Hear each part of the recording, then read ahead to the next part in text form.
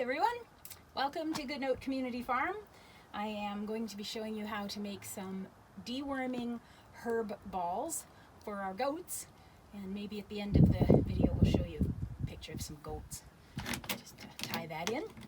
The recipe will also be at the bottom, and it calls for, I'll just read it out, half a cup of mustard seed, 1 cup of thyme leaf, half a cup of black walnut powder, half a cup of garlic, 1 cup of rosemary, 1/4 cup of cloves, half a cup of psyllium seed powder, and 1 cup of diatomaceous earth. And then when the goats are not in kid, when they are not pregnant, I will add some wormwood. So I'll show you how to do that. I received this off of the internet. There is a great group called Totally Natural Goats. It was started by Christy Miller, and she's super helpful in learning about how herbs can help goats. So I would suggest going to that site if you're interested in more details on why this works. Yeah, so I'll start making it. I'm going to start with these ingredients that are in this. This is my herb box. And the one that's coming to my hand first is garlic. So I'm just going to keep in mind. And I'm going to double the recipe.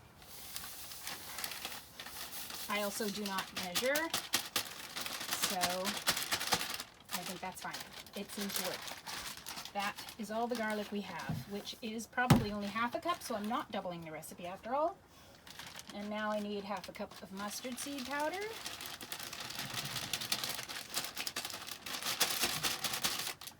And that wasn't quite half a cup, but I have another that's opened. And now thyme, I need a cup of that, so twice as much as what I have of the other two.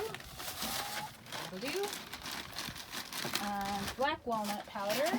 This is the one that I do need to order. I get it from Mountain Rose Herbs, and they mail it in 1 pound packages. And this one I need half a cup, so I'm going to put in about half a cup there. And did the garlic. Okay, rosemary. Do I have that in here? There's the rosemary. A cup of this. Ooh, that came out fast. And cloves. That's this one. Just a 1/4 cup of that. Quite a few of these are culinary herbs that you might have hanging around anyways. This is the psyllium husk.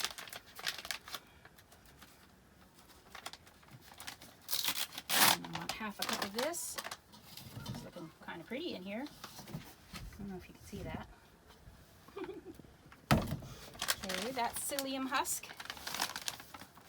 And then a cup of diatomaceous earth. This is the one I do not like to breathe. And I have it in this bag now, but I do buy it in a 25-pound bag. And so I'm just going to cover my mouth and nose because it's not good for our lungs. I'm going to put cup of that in there. And because I have one specific goat that is not pregnant and looking very sickly right now, I do want to put a lot of wormwood in for her sake. And that I grow myself, which is right here. And in order to get this ready for that bowl, again, I wear a mask because I found breathing this in is not pleasant. It's pretty potent stuff. Take the gloves, squish it in there, and just rub the leaves off. And these stalks can get composted. Well, that one didn't have much on it, but you can see there's quite a bit here. It'll take a little bit of time. This is a good thing to do outside. But one thing I would caution is do not allow your wormwood to grow to the point of viable seed, especially if you're going to do this outside and allow all of the bits to blow away, because you don't want to plant wormwood everywhere. It does take over. So eventually this box will be full, and then I put it in another bag.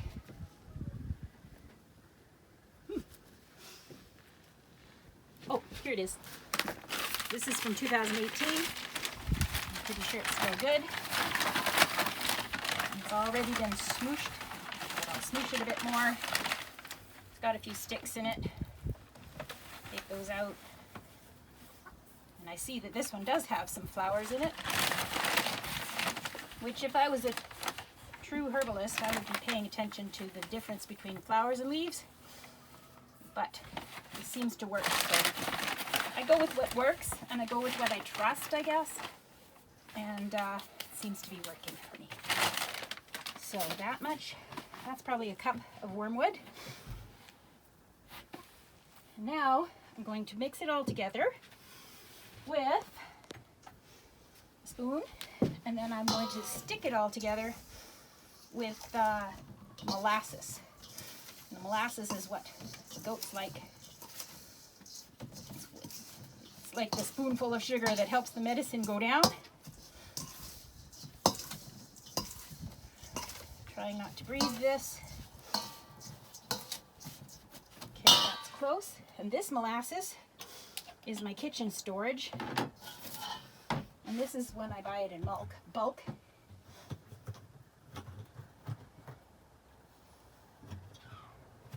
It looks to me like I'm going to need more than this. And again, I'm not measuring. I am just playing, as Kevin says. So I'm going to pour it right in there.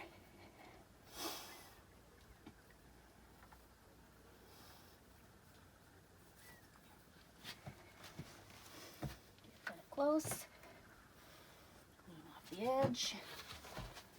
Didn't use this, but I have this on hand in case I need a bit more. Okay. Now, just the fun part. Stir all that in.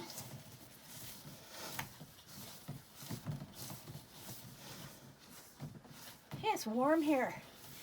Okay.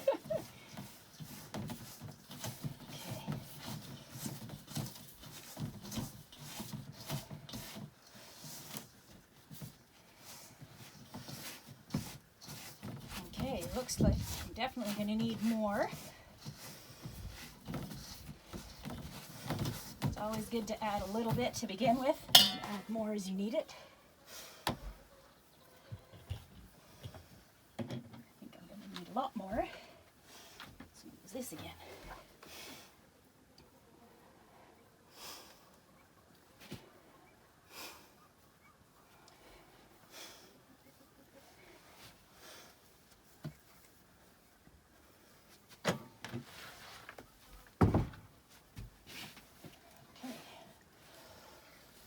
Until it's all stuck together, I'll keep my mask on, just in case some of this dust wants to come up.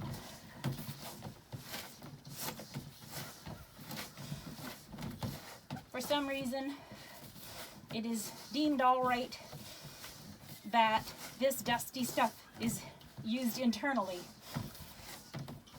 probably because it's going in the gut rather than in the lungs. And it's the gut which has all the parasites. And then while I'm stirring this, I'll just tell you, if this can be looked at not as a magic pill, but as something you need to use in your everyday, I guess, management of your animals. I like to call it wifery and husbandry instead of husbandry. It's wifery. Thanks to my friend Dawn for giving me that word. Yeah, so these balls, once they're made, will need to be given to the goats at least twice a day if they're in an acute parasitic load situation. And as far as preventative, you would want to give it to them maybe once a day, but in smaller doses.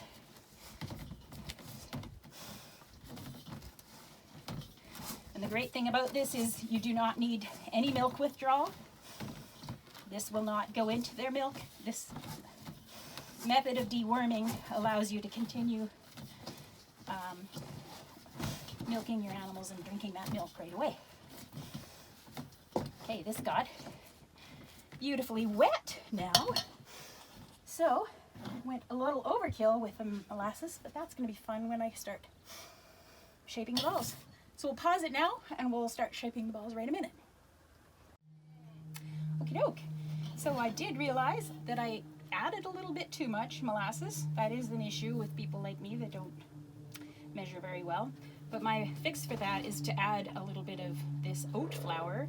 I had intended to use this oat flour to coat each ball to keep them from sticking, so I will save a little bit of that for that purpose, but I'll show you how I will make balls.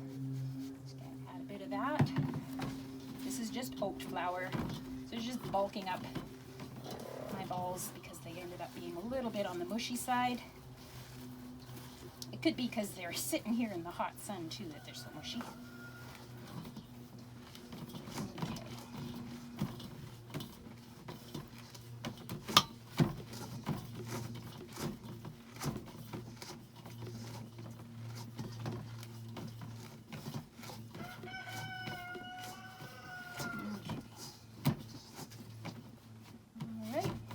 Good for now. I'm going to get my hands wet and then take a small amount and then make a ball and then stick the ball in there. And these balls are about a tablespoon each. That would be a good dosage. Sometimes they end up bigger, sometimes they're smaller. Then if they are smaller, those are the ones I'll give to the dolings. Or sometimes I give a sicker goat 2 of them. That works too.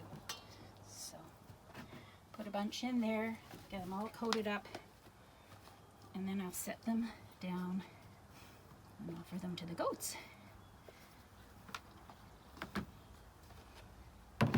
So I'll do that with the rest of this, and then I'll see you later. All right, these are my goats, my friends, and this past December we had a bit of a dud. His name actually was Dudley.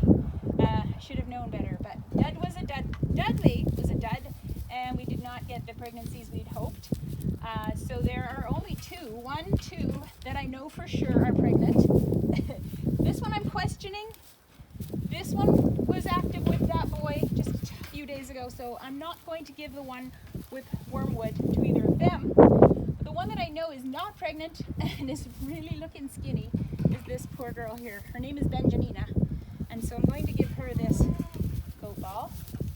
She just munches it down, loves it. I'm actually going to give her 2, and then in about 4 hours, 5 hours, I'll give her 2 more, and then I'll give her 2 more right before bedtime. So I would call that an acute dosage. Means she's getting lots of those herbs in her, and these are going to hopefully tackle all the parasites that are taking the food away from her own body condition. Oh, and the other one I know for sure is not pregnant, but he doesn't love me as much yet, and he's never seen one of these. Stop nibbling on me, Coco. No, he won't do that. I'll have to train him to like these, but the boy could definitely use something like this right away now too. I'll probably put them in his oats later. Oh, the other thing I wanted to mention was a question now whether oats was a good idea to put on these. I put it there because I didn't want them to stick to one another, and normally I use slippery elm bark, but I'm out of that. I figured I use oats to give them, so that would be good for them. But now I'm thinking because it's so fine that it might cause a spurt in the wrong kind of bacteria in their gut for digestion. So I'm hoping they're going to go back and eat lots more hay and encourage the right kind of bacteria. I'm sorry guys, you guys get the ones that I'm making in half an hour without any wormwood in them. Okay, so the other thing I wanted to mention, I forgot earlier, is that these ones with the wormwood in them are the ideal ones to give to a doe when she's in labor or just after she's given birth. And that is when the parasites actually know that the goat is, what's the word? Vulnerable, that's the word. The parasites have evolved to know that their host is vulnerable at the time of birth, and they proliferate like crazy at that time. So if you can double dose them right as they're having their first, as they're having their babies, then, and for that full week, that very first week of them lactating, that would be the time to really give them a lot of the